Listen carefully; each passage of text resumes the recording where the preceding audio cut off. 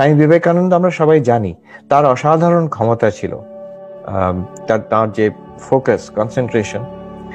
আমরা জানি যেমন শরৎচন্দ্র গল্পটা সবাই জানে, শরৎচন্দ্র তার শিষ্য বেলুড় মঠে এসেছেন স্বামী বিবেকানন্দর ঘরে, আর দেখছেন যে স্বামী বিবেকানন্দ এনসাইক্লোপিডিয়া ব্রিটানিকা পড়ছেন। আজকাল এনসাইক্লোপিডিয়া মানে তো কম্পিউটারে দেখা যায়, কিন্তু তখনকার দিনে সেই বিশাল মোটা মোটা বই, সেই লেদার বাউন্ড ভলিউম, পুরো শেলফ ভর্তি বড় বড় বই রাখা আছে। এই দেখে তিনি বললেন, শরৎচন্দ্র বললেন, একটা মানুষের পক্ষে সারা জীবনে এতগুলো বড় বড় বই পড়া সম্ভব নয়। স্বামীজি বলছেন, তুই কি বলছিস? দেখ, আমি এর 9টি খণ্ড পড়ে নিয়েছি আর 10ম খণ্ড পড়ছি, এর ভেতর থেকে তুই যা আমাকে জিজ্ঞেস করতে চাস আমাকে জিজ্ঞেস করতে পারিস। আর শরৎচন্দ্র তখন ওই বইগুলি বার করে করে এখান থেকে ওখান থেকে প্রশ্ন করতে আরম্ভ করলেন স্বামীজিকে। আর তিনি হতবাক হয়ে গেলেন যে স্বামীজি প্রত্যেকটি প্রশ্নর সঠিক উত্তর দিলেন। অনেক সময় সেই কমা, দাঁড়ি, ফুল স্টপ অব্দি একদম নিখুঁত একই ভাষায় বলে দিলেন। জিজ্ঞেস করলেন যে এটা কি করে সম্ভব একটা মানুষের পক্ষে? আর স্বামীজি বললেন যে এটা সবাইকার পক্ষেই সম্ভব, পবিত্রতা এবং মনের একাগ্রতা থাকলেই সম্ভব হয়। হয়তোবা সবাইকার পক্ষে এরকম এনসাইক্লোপিডিয়া মুখস্থ করে ফেলা সম্ভব নয়, কিন্তু অসম্ভব ব্যাপারও নয়। এই কিছুদিন আগে আমি পড়ছিলাম, আমেরিকা এখন বিখ্যাত যিনি ইন্ডাস্ট্রিয়ালিস্ট এন্টারপ্রেনিয়র ইলন মাস্ক, অনেকে হয়তো নাম শুনেছে। ওই টেসলা ইলেকট্রিক গাড়ি যিনি আবিষ্কার করেছেন, স্পেস এক্স প্রোগ্রাম যিনি মহাকাশে স্যাটেলাইট পাঠাচ্ছেন, সেই ইলন মাস্ক। তো তিনি ছোটবেলায় খুব গরিব পরিবার থেকে, মোটামুটি সাধারণ পরিবার থেকে বড় হয়েছেন সাউথ আফ্রিকাতে। তো তিনি ছোটবেলায় উনি বলছেন যে আমি খুব পড়াশোনা করতাম, আর যখন স্কুলে ছিলাম তখন এনসাইক্লোপিডিয়া ব্রিটানিকা পড়ে ফেলেছিলাম। তার মানে এটা অসম্ভব ব্যাপার নয়। এটা অন্যদের আজকেও এমন লোক আছেন যারা এইভাবে পড়াশোনা করতে পারেন। স্বামী বিবেকানন্দের আরেকটি ঘটনা আছে মিরাটে। তখন উনি স্বামী অখণ্ডানন্দজির সঙ্গে মিরাটে আছেন, তপস্যারত, সাধন ভজন করছেন, পড়াশোনা করছেন।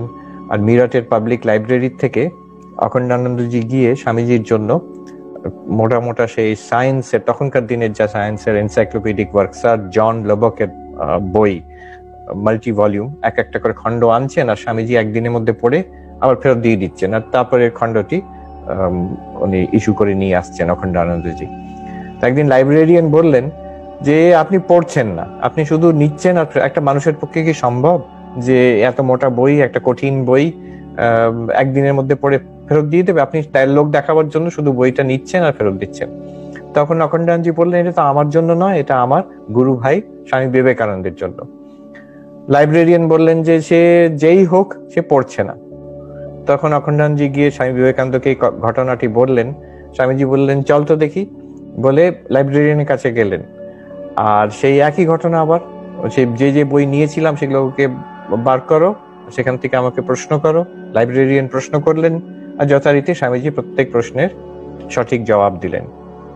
এই ঘটনাটা কেন বিশেষ করে আমি বলছি, আজ থেকে প্রায় 16 বছর আগে আমাদের বেলুড় মঠের শিক্ষণ মন্দির কলেজে আমি ছিলাম। একজন অধ্যাপিকা, সিনিয়র প্রফেসর এসেছিলেন মিরাট থেকে, ওখানকার ইউনিভার্সিটি থেকে।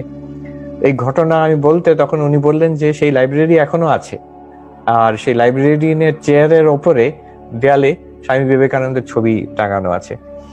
তো যাই হোক, এই একাগ্রতার অসাধারণ ক্ষমতা স্বামীজির ছিল। আর স্বামীজি এটার উপরে খুব জোর দিতেন, বলতেন যে একটা মানুষ সাধারণ কি অসাধারণ, অর্ডিনারি আর এক্সট্রাঅর্ডিনারি, এই তফাৎটা হয়ে যায় একাগ্রতার মানের উপরে নির্ভর করে। The difference between a great person and an ordinary person lies in the degree of concentration. এটা এতই গুরুত্বপূর্ণ আমাদের জীবনের জন্য। স্বামীজি ধ্যান সিদ্ধ ছিলেন, ঠাকুর বলছেন ধ্যান সিদ্ধ যোগী। গিরিশ ঘোষ দেখছেন স্বামী বিবেকানন্দ ধ্যানে বসে আছেন, আর মুখটা এত মশা বসেছে যে মুখটা যেন কালো মতন হয়ে গেছে। অথচ আমরা একটা মশা এসে সামনে ঘুরপাক খেলে কামড়ানো তো দূরের কথা, সামনে ঘুরঘুর করলে, বন বন করে শব্দ করলে আমাদের ধ্যান করতে অসুবিধা হয়। আর স্বামীজির এতগুলো মশা বসে কামড়াচ্ছে, ওনার কোনো হুঁশ নেই, এত গভীর তার কনসেন্ট্রেশন। তো এটা কি হয়, কনসেন্ট্রেশন কিভাবে হয়, তার একটা সায়েন্টিফিক গবেষণা হয়েছে। ইদানিং অনেক কাজ হচ্ছে এই নিয়ে, আমি সেই বিষয়ে কিছু বলবো। তার আগে আমি এটা বলে রাখি যে আমি নিজেও লক্ষ্য করেছি, বিভিন্ন শিক্ষা প্রতিষ্ঠানে আমি গেছি, আমার খুব ভালো লাগে যে ভালো ভালো শিক্ষা প্রতিষ্ঠানে ওখানে গিয়ে, লাইব্রেরি বিশেষ করে আমার খুব পছন্দ। তো সেখানে লক্ষ্য করি যে ছাত্ররা পড়াশোনা করছেন, স্কলাররা, প্রফেসররা পড়াশোনা করছেন, কিভাবে করেন।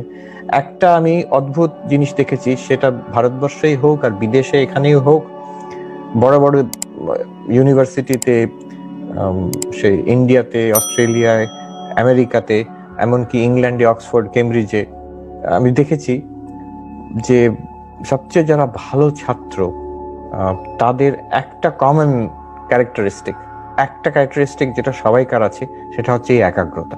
তারা যে কত গভীরভাবে তারা মনোযোগ করতে পারে, সেটা আমি আইআইটি কানপুরে যখন যেতাম তখন দেখেছি। এই গত বছর হার্ভার্ড ইউনিভার্সিটিতে ছিলাম 1 বছর, সেই সময় আমার সুযোগ হয়েছে, ওখানে দেখতাম কিভাবে পৃথিবীর সর্বোচ্চ সবচেয়ে শ্রেষ্ঠ যারা গবেষক, এমনকি নোবেল প্রাইজ উইনার, তারপরে ছাত্র, প্রত্যেক দেশ থেকে, সারা পৃথিবীর থেকে সবচেয়ে ব্রিলিয়েন্ট ছাত্ররা ওখানে পড়তে যায়, ছাত্রছাত্রীরা। একটা ওয়ান কমন থিং, স্বামীজি ঠিক বলেছেন যে একাগ্রতার মানের মধ্যে তফাৎ হয়ে যায়। এদের সবাইকার একটা কমন ফ্যাক্টর হচ্ছে যে তাদের একাগ্রতার শক্তি অসাধারণ। অনেকে বলে যে শুধু একাগ্রতাতে কি হয়, আর অন্য ইন্টেলিজেন্স, আরো কিছু ফ্যাক্টর আছে। রিসেন্টলি আমি পড়ছিলাম ভন নয়ম্যান, খুব নামকরা এখানে ফিজিসিস্ট, ম্যাথমেটিশিয়ান, ফিজিসিস্ট ছিলেন আমেরিকাতে। তো উনি এক জায়গায় লিখছেন, আজকালকার সায়েন্টিস্টরা তারা মনে করে যে তার প্রকাণ্ড বুদ্ধিমান, মেধাবান ছিলেন ভন নয়ম্যান। তো তিনি এক জায়গায় লিখছেন যে আমার বিশ্বাস যে কোনো সায়েন্সের সমস্যা আমি সমাধান করতে পারি একাগ্রতার ক্ষমতার দিয়ে, মানে বাই ফোকাসিং, বাই কনসেন্ট্রেশন। ওটা পড়ে আমার আনন্দ হলো, ভেবে যে স্বামীজি একদম একই কথা বলেছেন। যে কোনো সমস্যা, সেটা আমাদের অধ্যাত্ম জীবনের হতে পারে, যে কোনো বিষয়ে একাগ্রতা, when you focus your mind with laser like concentration, তাতে সেই বিষয়টি আয়ত্তে আসে। তো যে যদি আমি একাগ্রতা চাই, তাহলে আমাকে দেখতে হবে যে কাজটা আমি করছি সেটা আমার কতটা আমার ক্ষমতার ভেতরে না ক্ষমতার বাইরে। আমার ক্ষমতার যদি সঙ্গে সেটা ম্যাচ করে, আমি যতটা পারছি ততটাই কাজ করছি, তাহলে এই কনসেন্ট্রেশন, একাগ্রতা আসবে। যদি আমার ক্ষমতা অনেক বেশি আর কাজটা খুব সোজা, তখন একাগ্রতা আসবে না। যারা গাড়ি চালায়, প্রাথমিকভাবে যখন চালাচ্ছে তখন তাদের টেনশন হয়, এটা দেখতে হবে, সেটা দেখতে হবে, অ্যাংজাইটি হয়, তাদের ক্ষমতা কম কিন্তু চ্যালেঞ্জটা বেশি। ও কিছুদিন পরে এতই স্বাভাবিক হয়ে যায় এই গাড়ি চালানোটা, যে তখন তাদের আর কিছুই মনে হয় না, তাদের খুবই সোজা মনে হয় সেটা।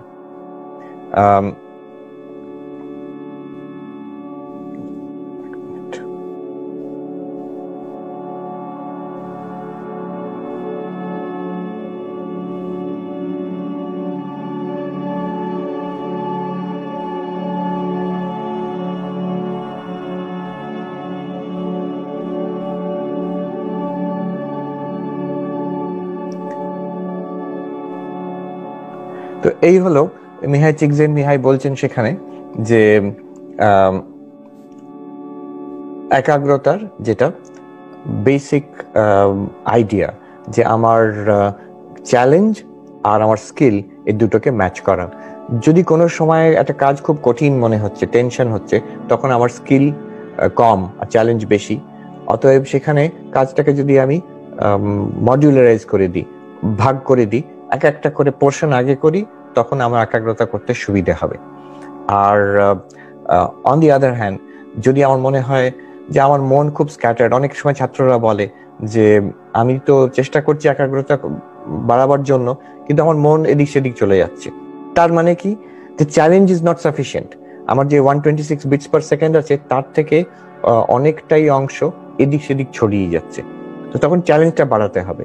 তখন যদি কেউ বই পড়ছে, they should do active reading, শুধু বইটাকে খুলে না বসে চ্যালেঞ্জ কি করে বাড়াবো, আন্ডারলাইন করছি, কিছু সাইডে কমেন্ট করছি, নোট নিচ্ছি, মাঝে মাঝে বন্ধ করে ভাবার চেষ্টা করছি কি পড়লাম।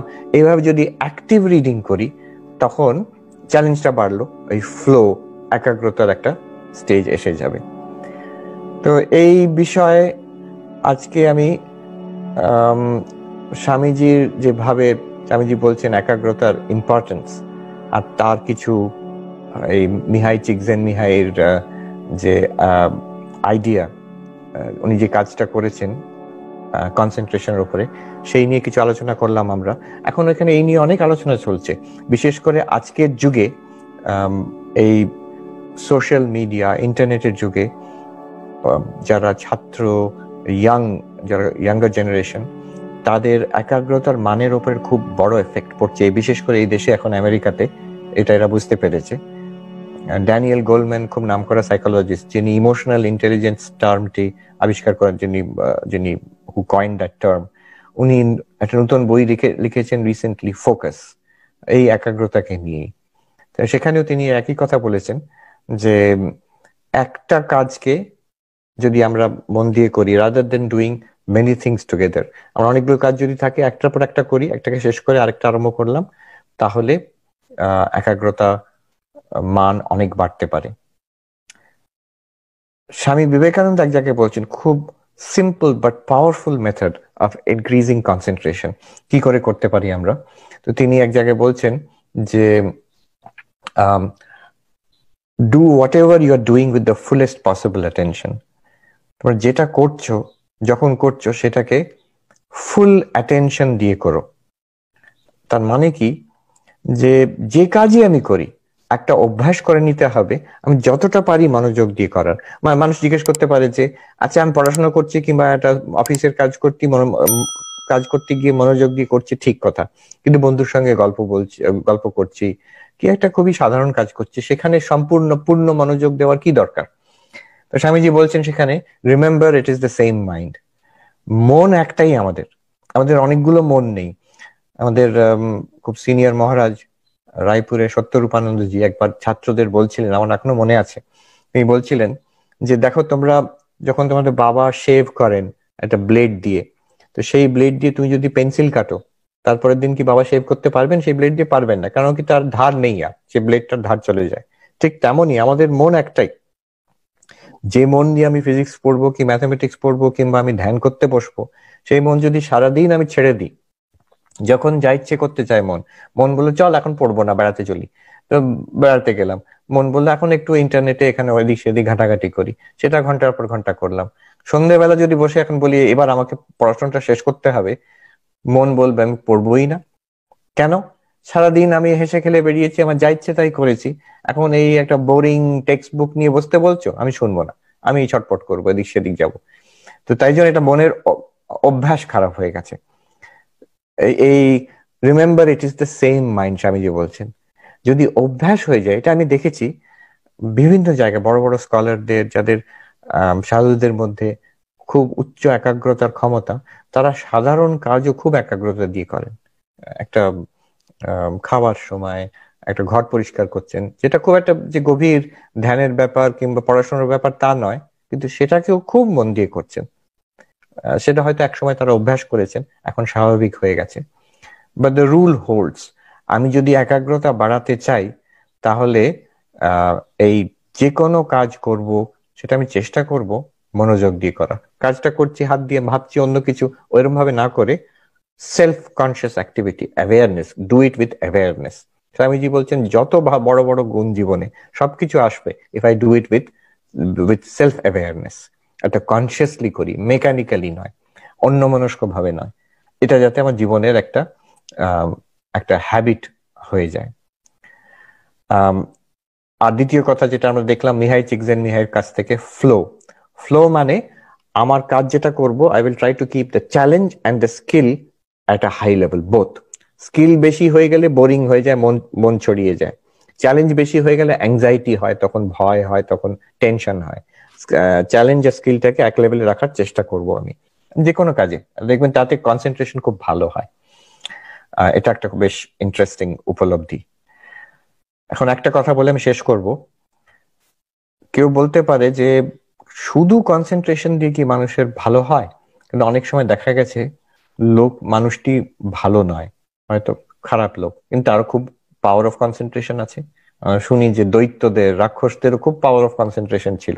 আমরা সব পুরাণের গল্প পড়ি, ধ্যান করে শিবের কাছ থেকে বর পেয়েছে, অথচ লোকটা কিন্তু একটা অসুর। তো কনসেন্ট্রেশন হলেই যে মানুষ উন্নতি করবে আর ভালো হবে, এর কোনো মানে নেই। স্বামীজি অবশ্য যেখানে কনসেন্ট্রেশনের কথা বলছেন, তিনি সর্বোচ্চ যৌগিক কনসেন্ট্রেশন, ধ্যান করে সমাধি লাভ করে ভগবান লাভ করার কথা বলছেন। সেখানে যে শুধু কনসেন্ট্রেশন, সেই কনসেন্ট্রেশনটা কিন্তু মানুষের চরিত্র ভালো না হলে হয় না। আর যদি আমার কাম, ক্রোধ, লোভ বেশি থাকে আমার চরিত্রের মধ্যে, তাহলে কিন্তু আমি কনসেন্ট্রেট করতে পারবো না। একটা সাধারণ লৌকিক লেভেলের কনসেন্ট্রেশন আমার থাকতে পারে, কিন্তু সেই গভীর ধ্যান আমি করতে পারবো না যদি মন শুদ্ধ না হয়। তো সেই যারা শুদ্ধচিত্ত যোগী, তাদের পক্ষে এই কথাটা ঠিক খাটে যে শুধু যদি কনসেন্ট্রেশন করতে পারে তাদের আধ্যাত্মিক জীবনে খুব উন্নতি করতে পারবেন তারা। কিন্তু আমাদের সাধারণের পক্ষে এই দুটো একসঙ্গে রাখতে হবে, একাগ্রতা আর নিঃস্বার্থপরতা, আনসেলফিশনেস অ্যান্ড কনসেন্ট্রেশন। এই দুটো একসঙ্গে হলে আমাদের our lives will be blessed. আমাদের জীবন আমাদের জন্য আশীর্বাদ হবে, আর আমাদের আশেপাশে যারা আছেন তাদের জন্য আশীর্বাদ হবে। আমি স্বামীজির কাছে প্রার্থনা করি যাতে আমাদের জীবনে সেই দিব্য একাগ্রতা আসুক, আমাদের জীবন সফল হোক, আর আমাদের জীবনের মাধ্যমেও আরো 10 জনের জীবনে আনন্দ, তারা আনন্দ পাক, তাদের আমরা সেবা করতে পারি। এই প্রার্থনা করে শেষ করছি।